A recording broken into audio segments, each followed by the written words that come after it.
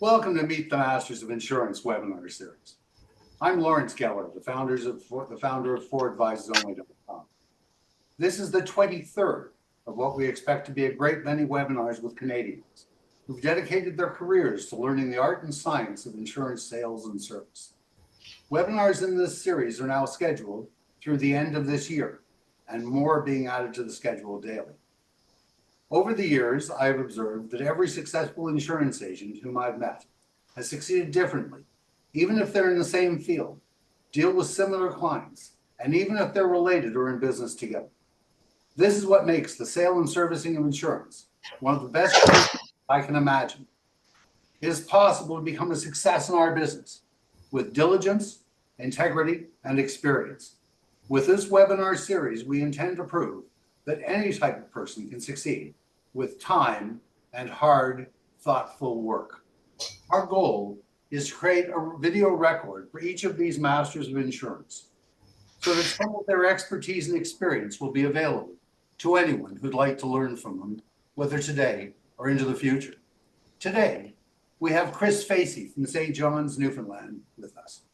Chris holds the CFP, CLU, and CHFC designations. February of 1973 was a pivotal time for those of us in Chris Facey's profession. Interest rates were more than double that of today, and they were rising. And 2 years earlier, President Nixon had removed the gold standard. The result was a period of tremendous uncertainty. It was a formative time for insurance, for financial planning, and for investing. The lessons that Chris would learn and apply over the next 40 plus years are hard won and fortified with the weight of history. The best part of Chris's day is the moment that he realizes the firm is doing the right thing for a client, so they won't worry over the long term. One of his favorite sayings is, if it's good for the client, it's good for us. It's the strength, integrity, and trust that they create every day that makes the Chris Facey team a winning combination. Chris also believes in Facey Financial's treating every client the same. The gift of Cadillac service to a small client pays dividends when they become a big client. Facey Financial clients are hardworking, honest people who want to be engaged and educated about their financial position in life, so that together with Facey Financial's assistance, they can plan for their futures. Facey Financial helps their clients to build strong, fundamental structures around their finances, resulting in a custom-built financial system that the client owns and can be proud of. Facey Financial's clients are generally pre-retired, self-employed, professionals, retired, medical practitioners, or caregivers. Julian Wise will be interviewing Chris. As I said earlier, we have now booked webinar interviews through the end of 2024, with new dates being added daily. Over to you, Julian. Chris, good morning. What an honor and a treat. And every Newfoundlander I know is a close friend the very first time I meet them. Why is that? Because Newfoundlanders try to treat people like they want to be treated. They go out of their way to try to make it better for other people. Wow, thank you. What a wonderful insight to start with. So, Chris, how did you get into this business? Well, Larry mentioned earlier that for over 40 years, well, as of January 31st, 2024, I'm my 51st year in the business. And I came in January 31st of 73, not because I wanted to go into this industry. I had a fair knowledge of finances, but I was trying to get into law school, didn't manage to get into law school. And fortunately, a good manager asked me to come and try this business. And after a reasonably short period of time, I decided I'd rather do this than be a lawyer. And how did you find your clients when you first started, Chris? Well, I graduated from university, and I'm involved in sports significantly in St. John's, and so are my three brothers. So we were reasonably well known, either famously or infamously. And a lot of my friends came from university. So that's where I started, the small RSP, the small life insurance, that type of thing. So tell us a little bit more. You said you're involved in sports. Mm-hmm. I played sports of soccer for 40 years for the Feeling and Athletic Association. I played senior hockey at the university level and soccer at the university level. In fact, our team in '71 was the only team ever to win the national soccer championship for Newfoundland and Labrador. So I've been involved significantly in coaching and management and running organizations for a long time. So that got me a lot of contacts. So weren't you also involved at some level in the Paralympics at some point? Yeah, I have one hand. So I was involved with the wheelchair sports for a number of years coaching. And all of a sudden the Paralympics came up and I was approached to compete for Canada in the Paralympics. And I competed in '76 when it was in Toronto and '80 in Holland, representing Canada against 75 other countries. I won 2 medals in '76 and 2 medals in '80. So I have a bronze, 2 silvers, and a gold in my Paralympic career. Wow, that's what an accomplishment. And it certainly means you developed sub-disciplines at a very early stage. And how did they help you excel in your insurance business? Well, I was always very outgoing, and my mom and dad were always involved in a lot of organizations. And it just grew from what our parents did and how they treated others. And it's the way I've started my career, and it's the way I built the practice. By the way, I sold my practice on December 30th, 2020 to my 2 sons. My youngest son is the managing director of it and the majority shareholder. And my other son, so it's Aaron and Douglas.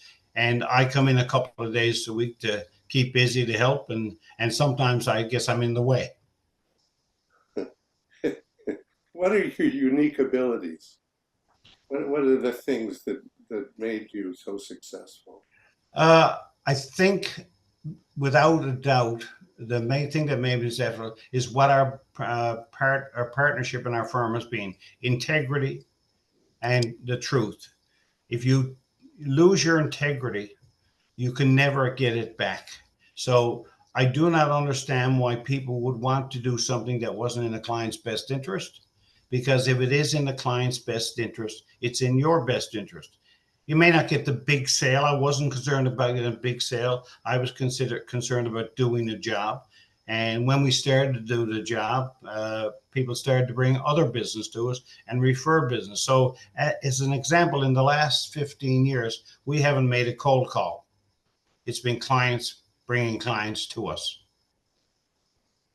When you started, how did you find your prospects other than through friendship, to cold calling? Julian, when I started in the business, I was not a success for 4 years.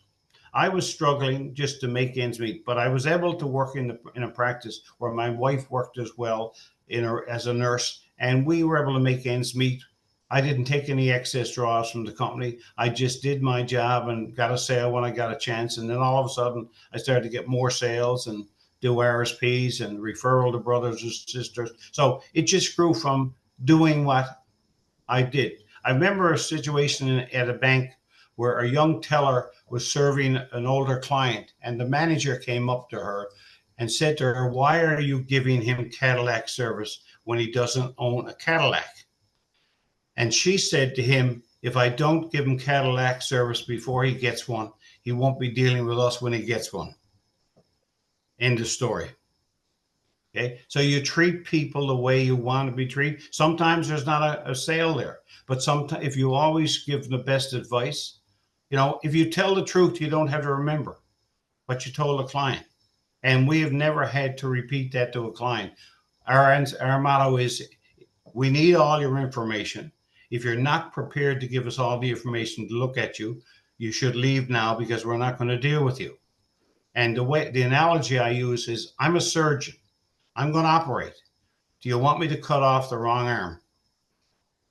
Answer is no. Then okay, I got to have the information. So we need to know what you got elsewhere. And that normally starts the conversation, and there's no issues further. As well, if we do an interview so if you came in for an interview and your spouse wasn't with you, we would not do the presentation of the recommendations unless she was with you. And their answer is why, is because at some point she's got to know so she doesn't become an issue with the discussion. But more importantly, if you drop dead, we have to talk to her.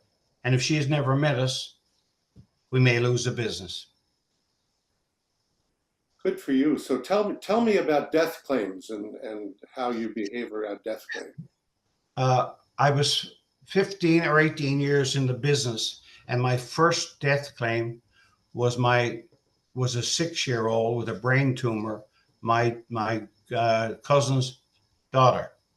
Most painful thing I've ever done in my life is handle a death claim at that stage, and I never wanted to deal with a child situation again. But over the years, and being 50 years in the business now, I do a lot of death claims.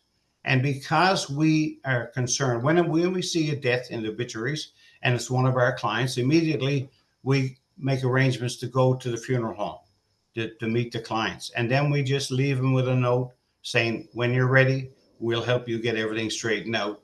And because we've done that, we've picked up 85 to 90% of every piece of business they had elsewhere. Because when they were going through the worst time in their life, we were there to help them through it. Good for you. Tell me about your work pattern when you started. Did you work days or evenings? I worked every day. Someone said, I would say I put in 40 to 60 hours a week, certainly in the first 10 or 12 years. It was nothing to be here at 10 o'clock in the night working.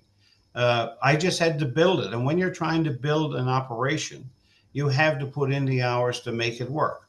You may get some referral from friends, but you're the one that has to put it in. And so it was weekends, nights. I still work 2 or 3 nights a week at home. So it hasn't changed. 52 weeks a year, 40-hour weeks. I've never done a 40-hour week in my life. Yeah, they've all been higher. But it's because I love what I do. Well, so you've had a lot of luck. Spell luck for me, would you, Chris? Yeah, HARDWORK. The harder you work, the luckier you get. And there is no such thing as pure luck in this business. It's hard work, integrity, honesty, and doing what's right for the client. If you do what's right to the client, it will always come back to you. Chris, has the demographic of your clients changed over the years? Well, my clients grew with me, but we are a generational firm right now. We have a number of clients where we have the children of our original clients, but we have a half a dozen clients where we have the grandchildren of our original clients, our clients now. And if you get the children involved, or at some point on the basis of what the parents want to do, they'll come back. So, for example, when someone passes, we normally meet with the survivor, the spouse or the husband, and we go through their affairs, and we do I do something that nobody else I've ever seen in the business done. We draft a letter when we originally start with a client. And when we do our workup, we have a list of all their insurances, group insurances with other companies, investments with the banks and trust companies, wherever. And we put all of that in our master letter to them. So we're the only one that does that I've ever seen. So when a client comes back in, we know that his Manulife term policy is maturing in 2 weeks' time. So 2 months' time, we say, well, is your agent still in the business? No. Well, do you want us to look after it? Bang, we take it over. If there's no agent, we get agent of records appointed. So we are agent of record. And when you get an agent of record, you take the other agent out of the picture. So when you review your files, nobody else is chasing that business. We find out information on investments with banks and investment firms so that we know when they're maturing and we take over them. So it's just been a gathering. And I'll give you one example of a death claim. I had a client of mine was dying with cancer. He was 68. And I called him and said, Bob, we got to get together to look at your thing because you're solid financially and you need to know that and your wife needs to know that. And then we need to review things so you can concentrate on trying to get better. He said, I just got out of the hospital. Give me a couple of weeks and we'll get together. A week later, I was at the funeral home. He had died. I didn't have time to get there. And I went to the funeral home, went up to the widow and kissed her and said, I'm Chris Facey. She said, I know who you are. Bob told me to do everything with you. And I picked up $800,000. Wow. How do you find business now? I don't. You don't. Your sons do, don't they? But yeah, or clients are referred to us, or someone dies, or, and I had a couple of situations recently where I knew the person who died, and I just dropped a note to the widow and said, "Look, you don't deal with me, but I know you. You know who I am. If I can be any help to help you get this straightened out, there'll be absolutely no cost. But just call me." And that's it. If they don't call me, I don't worry about it. I just put myself out there. Yes. How did the transition happen? Like, was it an easy transition? Did you go out on calls with your boys, or? No, Aaron has been working with me 24 years, and started off like all young fellas, sort of sitting in on the meetings and then having an input, and then developing his own clients, etc. My oldest son is more on the administration side, but the transition, we met with a lot of clients together, and when I was ready to sell, they were the optional choice for to take over the business. So we just looked at, we had a professionally valued, and I sold my business to my sons for 100 cents on the dollar over a 10-year pay period at a very reasonable interest rate. And they're paying it out of cash flow coming in with no down payment. Sounds like a good deal for both sides, a win-win. Well, it certainly was for them. They didn't have to come up with the financing. They didn't have to, lay anything on the table. The cash flow from our management, which is a significant money piece, was what they used to manage the rest of the firm and develop and add business. So they're not chasing business either. It's chasing us. That's fabulous. Now, when people asked you what you did for a living, how did you explain it? I told them I was in the insurance and financial planning business. I help people plan for today, tomorrow, and their future. And now, of course, being 40, 50 years in the business, I have clients and, we can use as examples. Like every time we meet with a client, I tell a story, and it's a true story about a client. Obviously, no names, but explain why we can, what we did and how it worked for them. It's obviously a client that relates to the facts that they gave us so they can see what could be done. What is that story? Well, the story is, it's a variety of stories, depending where you were. If I was dealing with a death claim, I would use the example I used before as one of a number I had. But we relate to clients, and clients come to trust you. They don't care what the rate of return is on your investment. Well, that's an issue, but we can compete favorably with investment firms and banks. But right now, when you ever go to a bank, with so much change in the banking industry, there's a new employee, right? A new advisor. So it's not hard to take business. It's called service. You can't beat service. If you don't want service, then go away. I don't need to deal with you. If you're chasing rates, go away. I don't need to deal with you. I can't chase rates. And we all know in the business, 2 years ago, when we average client had made about 7% in every one of our clients, nobody calls to say thank you. 2 years before, when everybody lost 8 or 9%, a number of them called to tell me what I did wrong. So you don't get the praise, but you get the abuse when it goes wrong. But most clients understand that you're trying to do the best deal. Yes. When you look way back to the beginning of your career, what are the most important things that you did as a new advisor? For a new advisor, I would say that develop integrity and never, never, never compromise it. When you sit with a client, review his situation. So let me give an example. If I was reviewing a situation for you when you were married with 2 children and you had a small group insurance plan and you had a mortgage and all that, and we determined you needed $1 million of life insurance based on your cash flow and what you had, whole life might have been, 5,000 a year, and term insurance might have been 1,000. And I would explain permanent coverage and why it was the best long-term plan.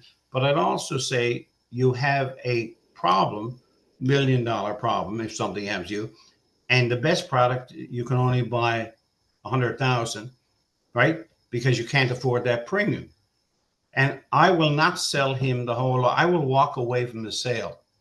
And I've said to clients, we just did the analysis, you agreed with it, and if you are dead, you have $1 million problem. If I only sell you 100,000 term, a whole life, then you're still dead, and we still have the problem. So I said we'll put in place the term insurance, and we'll gradually chip away at it and add whole life as your situation develops. And when you do that, no agent can come in behind you and sell something that you didn't sell. You sold what he needed. I will walk away from the sale if he wanted to buy whole life, if that wasn't sufficient coverage. Good for you. So, question, did study groups or degrees in the insurance business play a role in your development? What have you Yeah. done? What have you done with them, and what's good? What's not worth it? Well, I'm in a KLO, and I'm an advocate, and I'm in MDRT. MDRT is an organization that I've traveled. I have 38 membership in MDRT, 25 quarter the table, and 5 top of the table. So that means my numbers are there.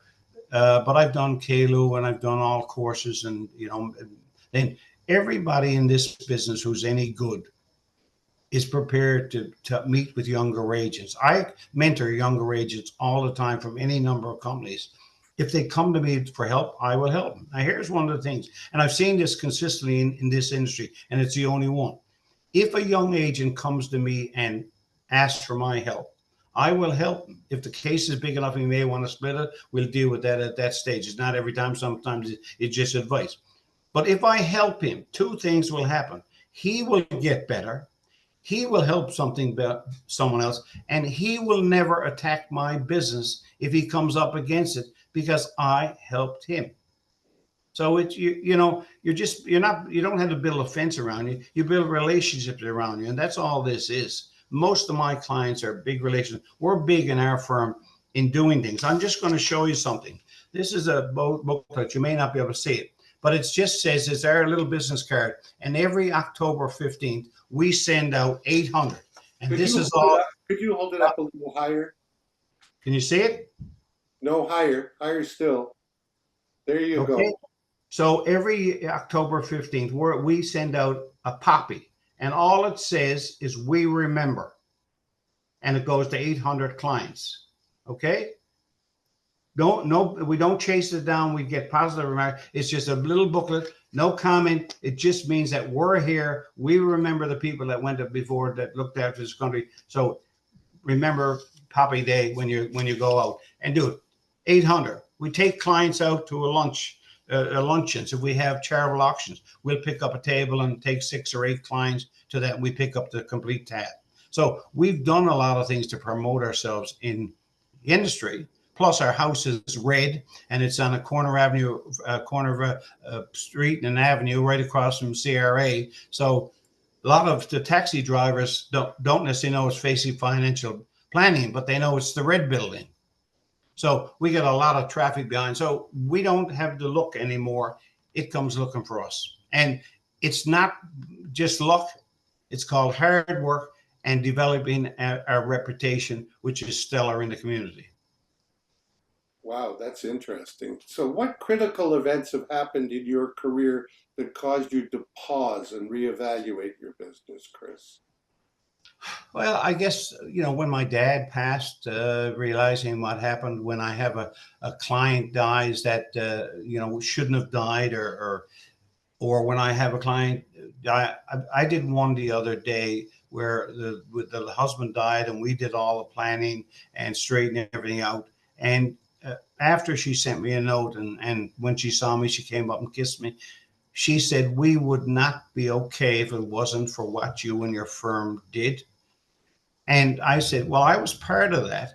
But I said, "You were too in the planning stage over the last 30 years. So If you're successful, it's called planning. People say to me, I do a lot of seminars on financial planning, and people say to me, first thing I say in the seminar is, who wants to pay more income tax next year? Well, inevitably, nobody puts up their hand except me. And I turned to the last one I did, to the human resource director. I said, now, you do not have to give any raises next year because nobody wants to pay more income tax. And all of a sudden, lights went on in all of the people. Say, what do you mean? If I got pay more income tax, I got more money. So once they started to think that way, all of a sudden planning came in, right? I'm very blunt in how I talk to clients. It's never come back to haunt me, but I'm upfront and I'm straight up, and this is the way it should be done. If you don't want to do it, then go away. Find someone else who will do what you want. You came to us for recommendations. I know what I'm doing. Like, you've been in the business a long time. How many people ask people who know less than they do for advice as opposed to the professional? No, you just got to call it is. But it's not an easy job to get started. It is a reasonable, easy job to maintain. My sons do not have to pick up another piece of business for the rest of their career to do well. But they will pick up a lot of business because they do the right job. Wow, interesting. Tell me more about the seminars. Who do you do them for? And I've done them for the provincial government. I've done them for the power company. I've done them for the telephone company. I've done them for CBC. I've done them for unions. I've done nurses unions. And it's everything from a 3-day seminar on pre-retirement planning to a session of an hour and a half, a couple of hours where there's a severance package. And I do these and I just leave my business. I don't give up my business cards. I stack them on the table in front of me. And every time I go to pick up it at the end of the day, they're all gone. And inevitably 3 or 4 will call me. So a seminar is a chance, and not everybody can do this. You got to be able to work good on your feet. But a seminar is a chance to pass out information to people with them having to feel they're committed to deal with you. And because I've done so many of these seminars, I can anticipate the questions that are going to come up, and I can relate them to people in the room. Because before I do the seminar for an organization, I find out from the HR people their ages, their income brackets, their status in the job, right? If you don't want, Danny Williams is a previous premier, but he's a multi-millionaire. And what I say to clients, if you don't want Danny Williams' tax problems, you can't have Danny Williams' income. So once they realize the goal for my clients is to pay as little tax as they have to, but as much as they need to have the most income. You can't have a $350,000 income if you don't have $120,000 income tax problem. And if you don't want the $120,000 income tax problem, you'll never have the big income. And that resonates with people when you lay it on the line like that and they realize it. I've said to clients, if you have too much money, make the check out to me. Never got a check. Never got a check.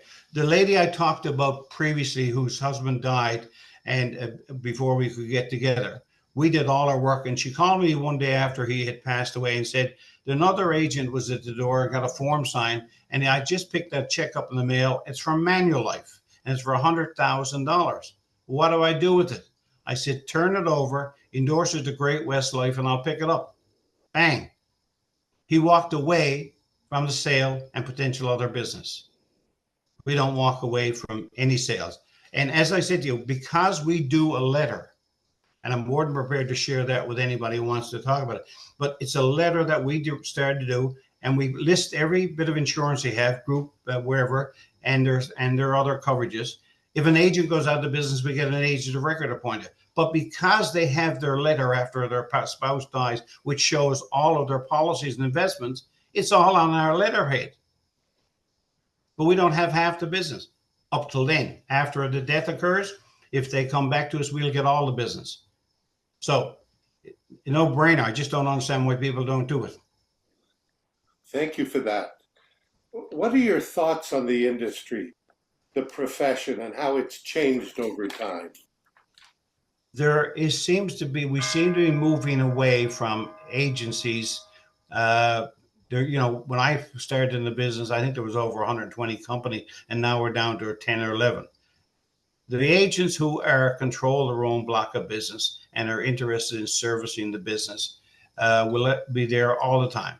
But there's less and less education coming out of companies. And if it's not for organizations such as advocates and MDRT and KALU, then some agents are not getting much training. But going to these meetings, it's not so much the meetings, it's the friendships you develop there and the discussions you have with people who are successful, who help you when you got a problem, right? We give more information to our competition than anybody ever does. But as I said, if you help another agent, you take him off the list as a potential attacker of your business, because if you've helped him and he comes up against your business, what is he going to do? He's going to call you and tell you to sit down with the client. That's only common sense. You treat people that want to do, and they'll come back to you.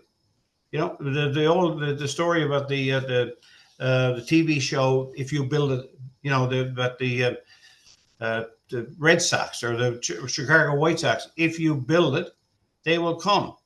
We don't, clients come to us now for advice, and it's intergenerational. But to get to generational, you have to involve the children at some point on the parents, backing. So all these years, have you represented one insurance company, primarily one insurance company, or do you deal with several? Or tell me a little bit about that. I started with Great West Life in an agency, and pure luck that I went to Great West. I've had a great initial manager, Ray Gulledge, who was very dedicated, and Great West treated me fairly. I'll just give you a story about the company. Great West obviously bought London Life and Canada Life, and now it's called Canada Life, because when they amalgamated, they used Canada Life, I guess, from the net recognition across Canada. But in 1976, when I was going to represent the Olympics, I had to take about 6 weeks of my career to train, and I couldn't concentrate as much in the business. And I had a young son at that time. And so I wrote Great West Life, and I said, my name is Chris Facey. I said, I'm an agent with you. I've been in with you 3.5 years. I'm not particularly successful, but I'm getting better, and I need some support to cover my salary for 6 weeks till while I'm training for Canada. And within 24 hours, and nobody got a call from the HR person and saying, absolutely, you're representing our country, we will support you. Now, that wasn't much money in that day. Well, it was a lot in that day. It wasn't to me over the years. They have made millions of dollars on my firm over the years, because when I was a nobody, they treated me like a somebody. Wow, what a wonderful story. At one point, you were chair of the MDRT Foundation, too. Yeah, that came a number of years later. I was chair of the Canadian MDRT Foundation, and again, I wrote Great West Life, and Great West Life said to me, I said, I'd like you to support me as I'm chair of it for this year. Or President, would you sponsor me and give a donation to MDRT? And within 24 hours, again, they put up $25,000 as a gift from Great West Life to honor my presidency in the foundation. So every time I've gone to my company, and now I do some business with other companies, but my vast majority of money management and insurances are with Great West Life, now Canada Life. But I was the type of agent that was well known in management, because I never kept quiet. If there was an issue that I felt agents were having, I spoke up. But I had no problem if I called a senior vice president or even the president of the company. They would take my phone calls every time or get back to me within an hour, because they knew I was bringing a legitimate concern to the business that would benefit all. You don't benefit in this business by tearing strips off everybody else. Yes, there are crooks. Unfortunately, some are in the business. Yes, there are people that are counting their own pockets first.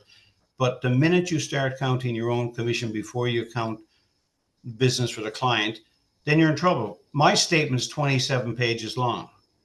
Do you think I've ever read it? Never. I figure if they screw up, they'll figure it out later. My job is not to figure out if my commissions are right. If you do what's right, it'll build. And, I've seen significant movement in my salary because I didn't bother it. We sell a lot of, segregated funds, registered, non-registered, et cetera, in TFSA. Since 1977, we have never sold anything but a no-load fund, right? We don't want to have a client tied to us because there's commission owed or declining or deferred service charges. You deal with us because you want to deal with us. If you don't want to deal with us, go away. But when we say that, guess how many go away? Very few, because we're straight up. So what advice did you give your sons when they joined you? Well, they sat in on the meetings first when we were starting.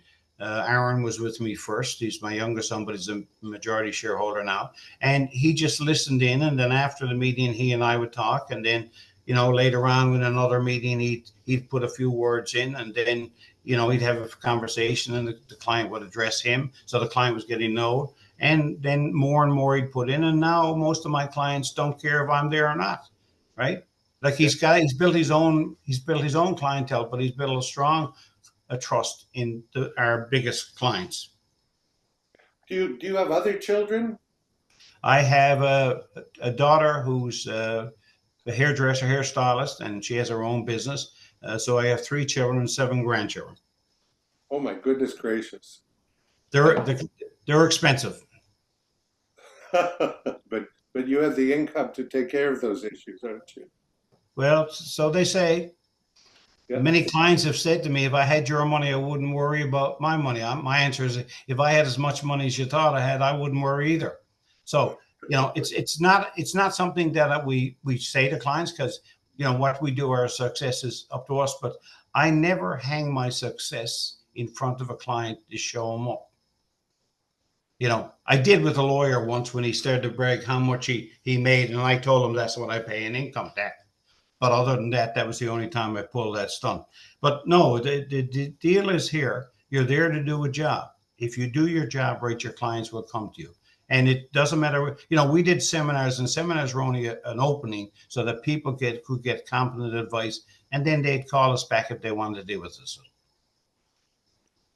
So what part of the business did you find difficult in the early years? Well, dealing with older clients, obviously, at the early years. And a significant number of clients, I guess, saying, yeah, but you're just starting the business. Will you be around later? And my answer to that was, we all start somewhere. So did you. If you will give me a chance, I will give you the best service and we'll grow together.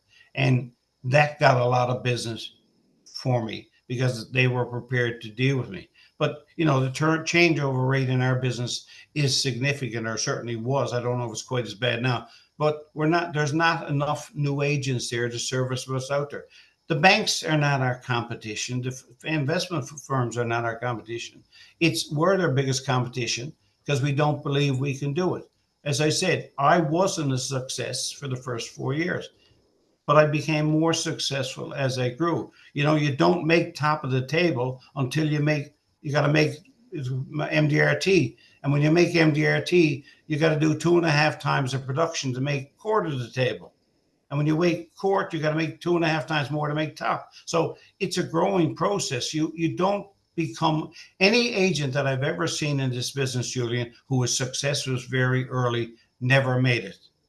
Because when it came time to doing the hard work and getting the education and knowing it, they weren't ready to do it. But what you got to be prepared, you got to develop relationships with lawyers and accountants who are dealing with clients, and they will then refer business to you. They'll come to you for information, then refer business back. Everybody's prepared to do that as long as we all have the same integrity and goals for our clients. Thank you, Chris. Chris, what do you think is bright about the future of our industry? If you were starting today, would you start again today? I can tell you today, with all the changes in the fund companies and the change in products and then AI and all the computer stuff, I'm not up on that to a great extent like most people my age. And so that's the hardest part now. But we have a very competent staff. We have three ladies who work with us. One is 30 plus, one is 15, and one is 10 years with us. And they do all of the processing work in our office, and Darren depends heavily on them to do that. And basically, he said, "This is your area. You look after it." And based on that, they get paid. And so the relevant income is based on how we do. And it's the idea is to share. I say to anybody new in the business, it's hard to get a good assistant initially because you got to pay the cost. But we would never have been able to build our practice without adding good staff behind the scene who did the work behind. And what you got to remember, you're not a success. Your firm is a success because of the combination of everybody in it. So treat your support staff like you would treat your clients. What do you do with your free time now that you have it away from the business? What hobbies, travel, family? What do you do when you're not working, Chris? Well, we have 7 grandchildren, and all of them are involved in sports. So we sort of get a list from our children when they're playing, where they're playing, and how they're playing. So there's an example. 6 of them are playing basketball. So one weekend we were at 16 games from venue to venue because they're all playing in a tournament. Plus, I got a country home, and I run a bit. I do a fair bit of walking, but I love what I do, and I have never changed. I'm always looking at my clients. If I run into them, I'm trying to do some work for them. It's if when you're dealing with a client, the biggest thing I find is once he knows what you're doing. I just talked to a big client the other day. I ran into a supermarket. I said, I'll call you and talk about a few things. I just reinstated to him about what he needed to do about his financial planning and hiding more money and that sort of thing. And he said, great, I'll just make notes on the file and we put it in our file, and 6 months later he'll call us and we'll be ready to do them.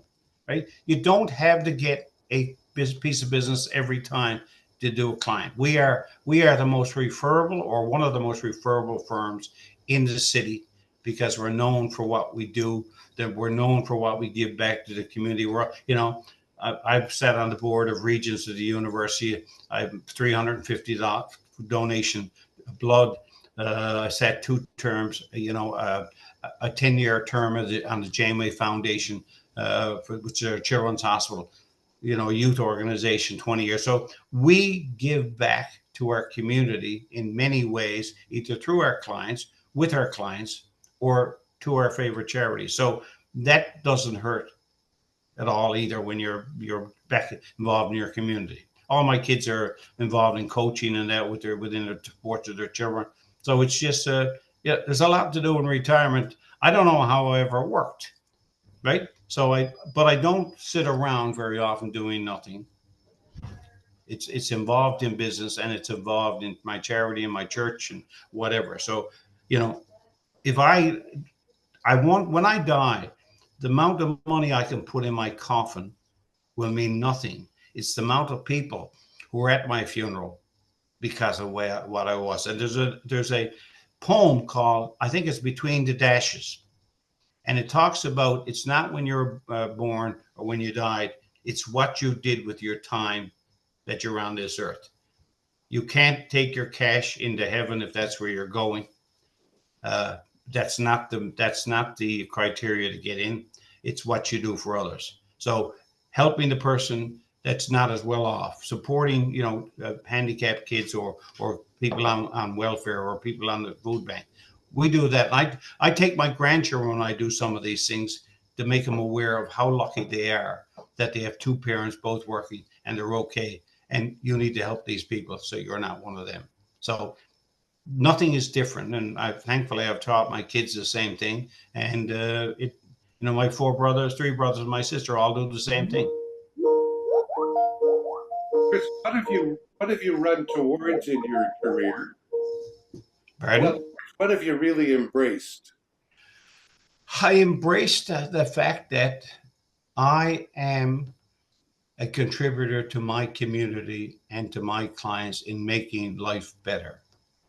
I sat down with a client and he said to me, you've did this. I said, no, I didn't do this. You came to me and you've been listening to me for X number of years and doing what I've said. And because of that, you're successful. Unfortunately, you're going to pay a lot of income tax when you die because you've been successful. And I said, if that makes you unhappy, tell someone who cares. That was my job, right? If you got too much money, we can figure out how to give it to universities for scholarships or to other charities, or recognize you if you've got, if you're not giving it all to your children. But if you're unhappy because you're successful, that's not my problem. That's what I was supposed to do for you.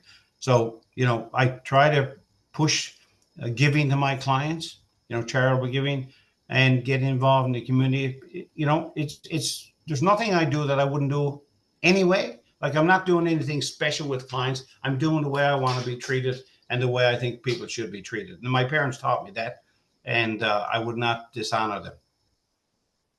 So you've told me now about what you really embraced. What did you run away from, and why? Oh, gee. I don't know if there was a lot. I certainly, if I'm dealing with obnoxious or arrogant clients, I run away. I mean, about 15 years ago, I had a client who I did work for, his dad.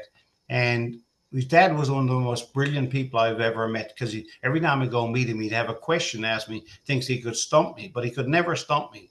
And he thought I was pretty smart too. But when he passed on and he left all of it to his son, which was a substantial amount, and one day through a bad market and the son had some health issues, he called me and arguing about, what the returns was, and I got paid, but he didn't make any money. And that he said to me, you're a crook. And I said, excuse me.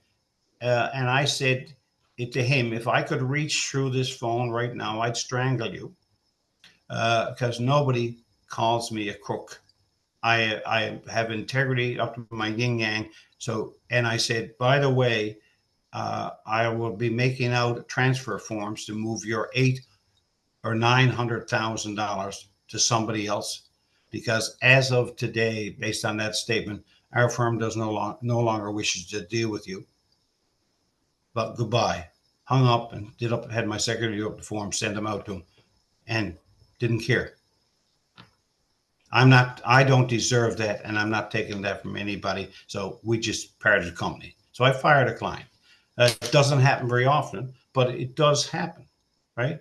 This business, you have to remember, you are not going to be successful every time. And if, newer agents, you've got to understand that it's, you have to see the people and you have to do it. I do have some problems with some mid-management who've pushed agents to do things that were not right because their commission was affected by it. But, I will, and one agent I did with another company who will remain anonymous, he came in and chatted to me. He said, Mr. Facey, he said, if my manager had told me what you just told me, I would have been still in the business. I got song and dance from him, what was best for him. And best for him wasn't necessarily best for the client. So do what is best for your client. Help wherever you can, even if it's doesn't benefit you, because it will. My clients tell other clients that if you want if your partner dies, Facey Financial are the firm to go to. They will look after everything. They'll do all the tax planning and all that. They will help you. And when you do that, they don't give the business to someone else. I've never seen the bank manager at a funeral where I go to my clients, and 2 weeks later, we're taking all the money from them. So, if you do the job and offer it, you don't drag it at them. You just say, look, if you're not happy where you are, you're happy with what you did, would you move your business over? Inevitably, it's yes. And that's where our biggest growth is coming from now. We used to do $3,000 and $4,000 and $5,000 RSPs. We do $100,000, $200,000, $300,000 transfers now because somebody wasn't happy where they were, or their agent is no longer in the business or not servicing them. It's not hard to build this. It's hard to build a business or start it. But today, I would like to be in my business. I would like to be 20 years younger to maintain my business. But it's changed an awful lot over the last number of years. And I don't know. I certainly don't think I would like to be starting it right now. Tell me about the people who have had the most impact on your life and why they have. Well, there's been in my career, I saw an article on Ann Landers in the paper one day, which said, if there's somebody who's made a difference in your life, tell them. So I went through my list and I found 2 clients, 2 coaches, and my parents. And I wrote a letter to each of those 6 people. And I don't mind saying cried when I was writing it, because these people helped me get here by either believing in me, treating me as an equal. My parents pushed me. And I hand delivered those 6 letters to those 6 people. And I cried. I'm not ashamed to say it. And I said, don't read it while I'm here. And a couple of them came back to me after and said they couldn't believe what I said about them, that they had made a difference and they didn't realize they did. And based on what they taught me, that's how I treat other people. So you don't know where it's coming from. So make sure you keep your integrity in place and your honesty in place. Chris, what are the things that have happened in your life that have amazed you the most? First, that I was a success at that business. But I've often said, if 51 years of 50-hour weeks over 50 years is hard work, then I had worked hard. But the thing that I guess that amazed me is that when you develop relationships, how they can build, and when you help someone who can't give you anything, right, is not a client, how many of them turn out to be something you did that someone else who knew that you had helped comes to your benefit? I'm amazed that I was as successful as I was, but I didn't aim to make top of the table, or using it as an example. I aimed to make MDRT, and then as my business grew, instead of getting $5,000 from a client this year, they gave me 10 next year, and all of a sudden my production started to grow. I didn't do anything different. I just kept doing what I want, and it built. The first time I made top of the table, it was me and the secretary. I don't have no idea how I made top of the table.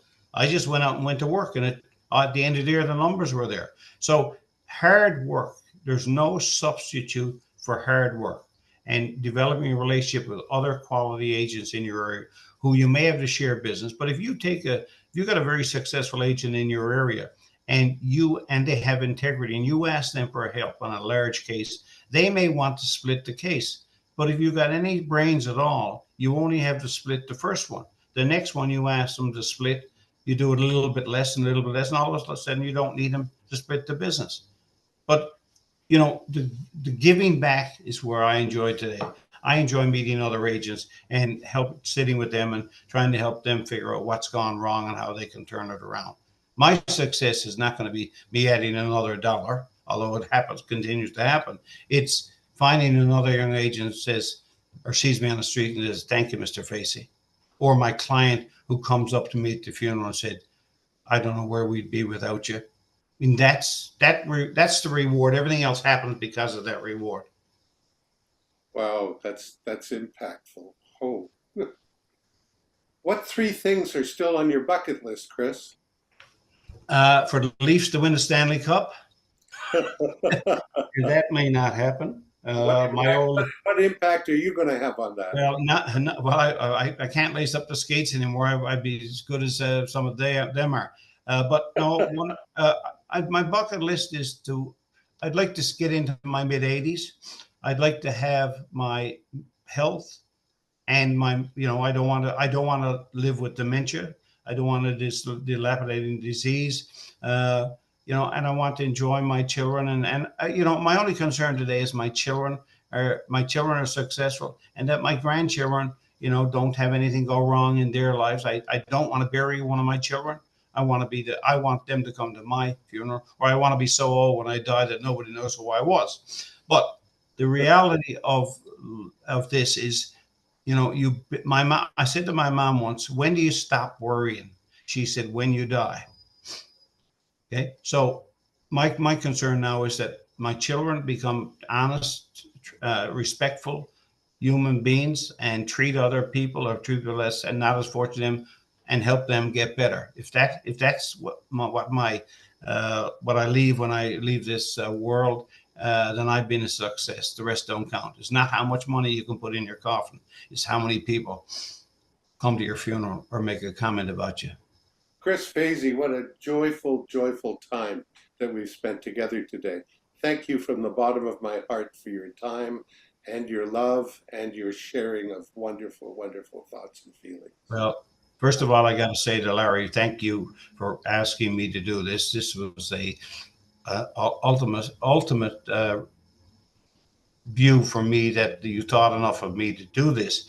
But I will say to anybody who's watching this, I'm more than prepared to talk to anybody who has heard something here that they like or want to add some ideas to help them get better. The more qualified people we get in this community doing what we do, the stronger and the greater everybody will be. And that's all that counts. I'll turn it over to you, Lawrence. Thank you, Julian. Chris, my mother used to say, if you throw enough mud against the wall, some of it will stick. Seems to me that you are a perfect example of someone who keeps throwing mud against the wall. You're also a perfect example of what I described as a successful agent earlier, somebody who works with diligence, integrity, and experience, and who succeeds with time and hard, thoughtful work. And you've been brilliant at that. It seems to me that whenever I've seen you at any meetings, you've had a whole group of younger agents around you. Do they come to you? Do you find them? I'm in my company. I have a reputation as a jokester, and there are stories out there that I won't repeat, but they've been repeated to me. It's phantom folklore. But I'm a type of person when there's an issue with some people ahead of me or superior or think they're superior, that I'm the one that will speak out because we own our block of business.